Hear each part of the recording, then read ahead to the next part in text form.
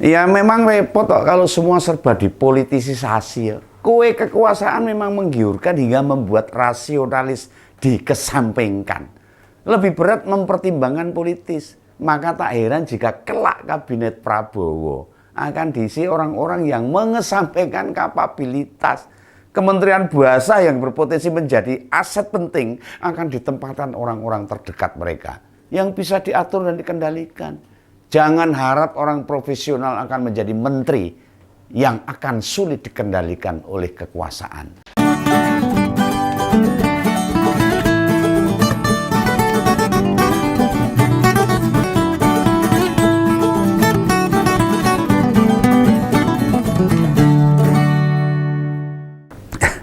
Halo, kembali jumpa dengan Om Begawan, tetap di Ngompol ya, Ngopini Politik. Ini saya mau ngomongin tentang bagi-bagi kue. Bukan kue ulang tahun ini. Tetapi ini pendukung capres. Ini masyarakat ya kudu ngerti ini.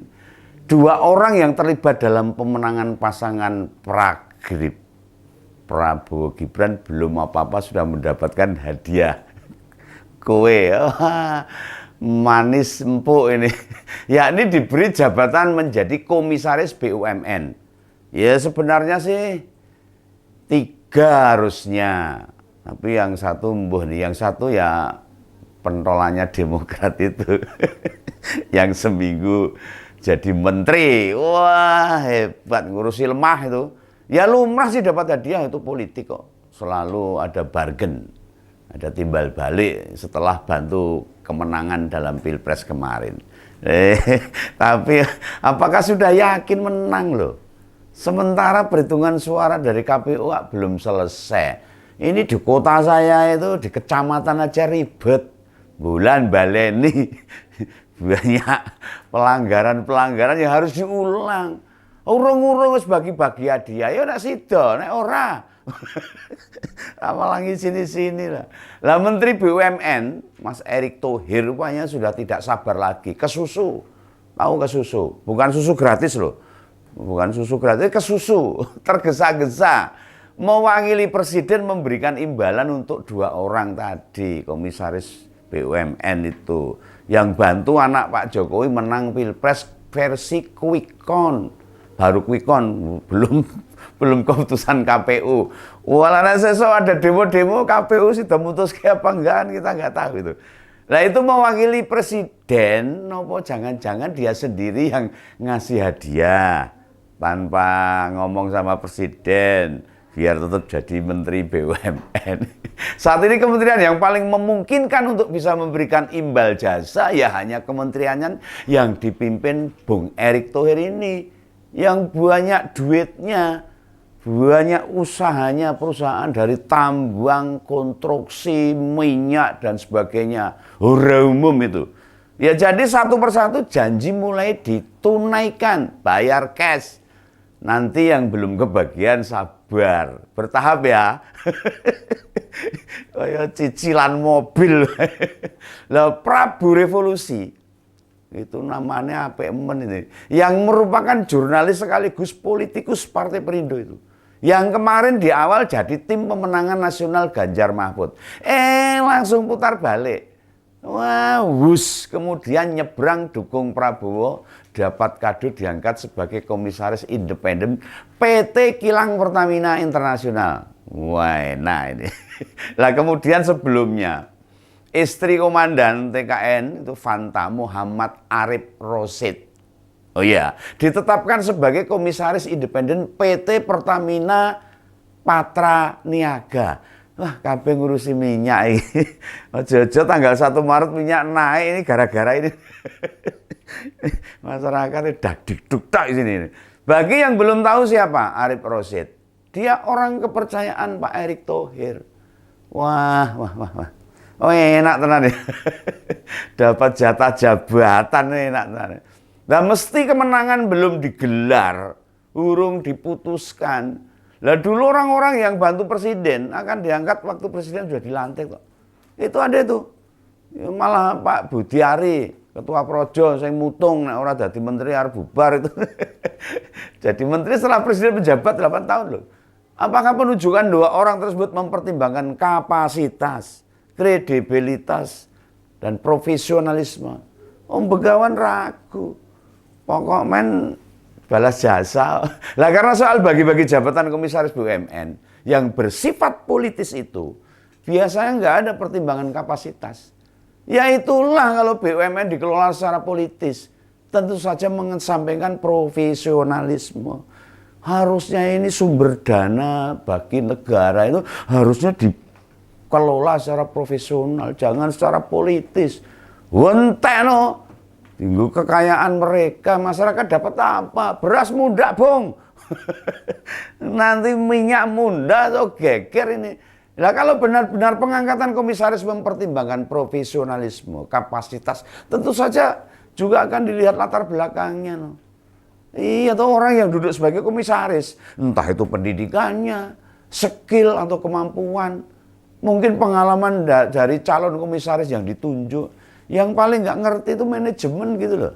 Manajemen itu pas, ya meskipun mungkin basic ilmunya itu tidak pas, tapi pengalamannya sesuai dengan apa yang harus ditunjuk. Jadi memang ada kemampuan dan layak diberi tanggung jawab mengawasi BUMN. Ya supaya bisa mencermati apakah trek perjalanan BUMN masih di jalurnya atau enggak.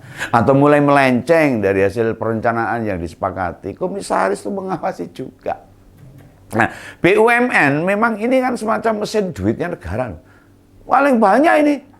Bayangkan duit itu orang umum itu. Tapi ya itu gaji karyawan BUMN itu selangit itu. Orang umum itu. Punya beban besar nyari untung. Harus, terutama BUMN tanpa pesaing. Macam Pertamina, KAI, PLN. Ya mestinya diisi orang-orang yang kredibel. Ora sak karepe dhewe duitnya ilang kabeh carane ngene. Ini tidak menuduh, ini memberi masukan. Masyarakat yang punya hak. Karena itu milik negara, milik rakyat. Silakan mereka ditugaskan di Telkom misalnya, di perbankan, di BUMN infrastruktur. Tidak masalah, sebab relatif punya pesaing di lapangan. Nah, BUMN yang bergerak di sektor yang tidak ada pesaingnya, kan jadi ujung tombak untuk negara ini. Untuk mendapatkan pemasukan anggaran biaya negara itu kan dari BUMN yang tanpa pesaing. Untuk mendapatkan benefit gede-gedean. Nah, jika komisarisnya itu tidak kapabel, hasil BUMN tersebut nggak akan optimal. Ya meski 2 orang baru di BUMN itu bukan BUMN induk, ya, tapi anak perusahaannya dari Pertamina, melainkan BUMN yang memang cukup penting meskipun itu anak usaha Pertamina. Tetapi tetap saja mereka itu merupakan perusahaan yang harus memperoleh profit, memperoleh keuntungan untuk negara. Untuk kesejahteraan rakyat. Maka harus dikelola secara serius. Tidak boleh main-main. Lah kita ini rakyat hampir nggak ngerti tuh apakah BUMN itu memberi keuntungan luar biasa atau tidak. Lah bila kemudian orang-orang yang berjasa secara politik kemudian ditempatkan di sana, akankah pengawasan berjalan optimal? Kalau sebagai pemimpin itu boso Jawane itu tidak optimal karena apa? Karena pemimpinannya itu gendong kedek kalungan ulon nuntun kiri itu. Akhirnya ada rasa-rasa pekewo, tidak optimal dalam berjalannya. Jika asal-asalan saja, pengawasannya akhirnya tidak jeli. Lang konco karena pernah berbuat jasa. Maka saat perusahaan merugi, nanti mereka diam tok. Orang mungkin diseneni no. Orang mungkin. Kita sudah kehilangan merpati ya. Udah ya merpati itu hilang tuh. Sekarang Garuda juga penerbangannya makin terbatas. Ojo-ojo malah kolaps sisan nih. Wis merpatine hilang, Garuda hilang, orang nek sing mabur. Lah PT Pos juga makin merasa.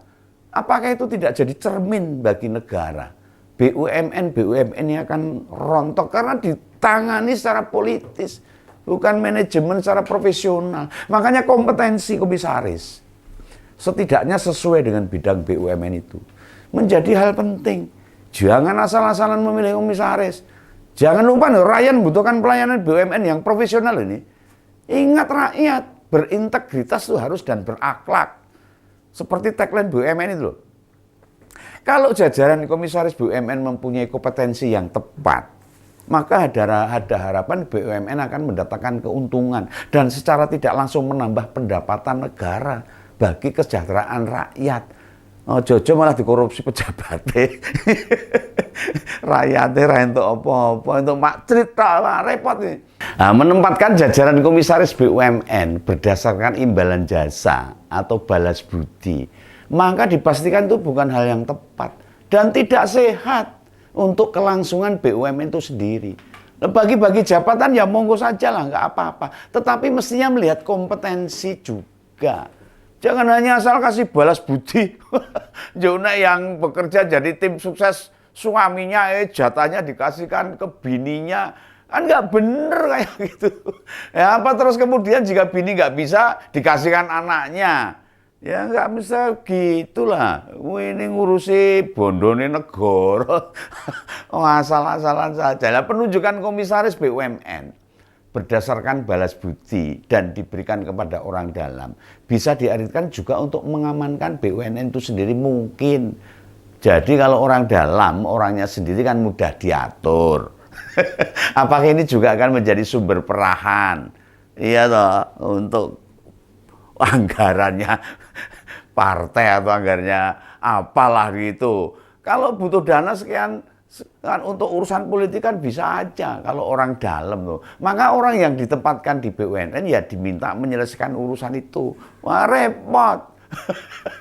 Wah rakyatnya itu apa loh. Ingat loh, BUMN itu punya tugas penting, punya mandat, memiliki tanggung jawab. Kalau menunjuk komisaris profesional tentu saja tidak mudah diarahkan. Oh mesti duwe idealisme, diatur-atur moh. Nggak mau manut dan ngikut kemauan orang yang menempatkan selama itu tidak benar. Iya no, orang profesional kan jelas latar belakang pendidikan dan pengalamannya, punya kompetensi dan yang jelas hanya fokus mengawasi BUMN. Orientasinya membawa BUMN menjadi lebih maju, profesional, membuat bagaimana profitnya semakin besar untuk negara, untuk kesejahteraan rakyat. Nek saya di tempat ke koncone dhewe oh tinggu kelompok ora mungkin rakyat. Satu hal lagi nih. Bang Erick Thohir kok kepedean banget kelihatannya. Sudah bagi-bagi jabatan kepada pendukungnya Prabowo. Padahal pemenangan Pilpres kan sampai saat ini belum diputuskan oleh KPU.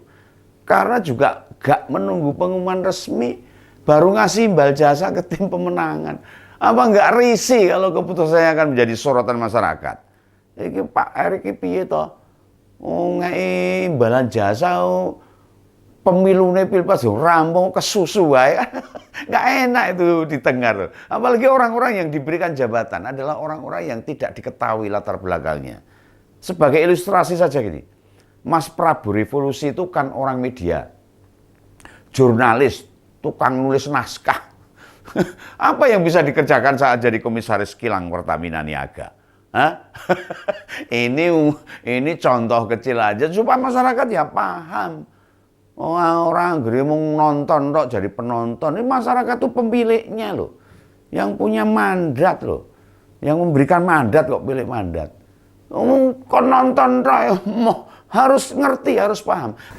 Ya memang repot kok kalau semua serba dipolitisasi ya. Kue kekuasaan memang menggiurkan hingga membuat rasionalis dikesampingkan. Lebih berat mempertimbangkan politis. Maka tak heran jika kelak kabinet Prabowo akan diisi orang-orang yang mengesampingkan kapabilitas. Kementerian Bahasa yang berpotensi menjadi aset penting akan ditempatkan orang-orang terdekat mereka yang bisa diatur dan dikendalikan. Jangan harap orang profesional akan menjadi menteri yang akan sulit dikendalikan oleh kekuasaan. Itulah kira-kira pendapat Om Begawan. Itu ya, masyarakat biar paham seperti ini. Tetap salam ngumpul, salam Begawan. Sampai jumpa. Dadah.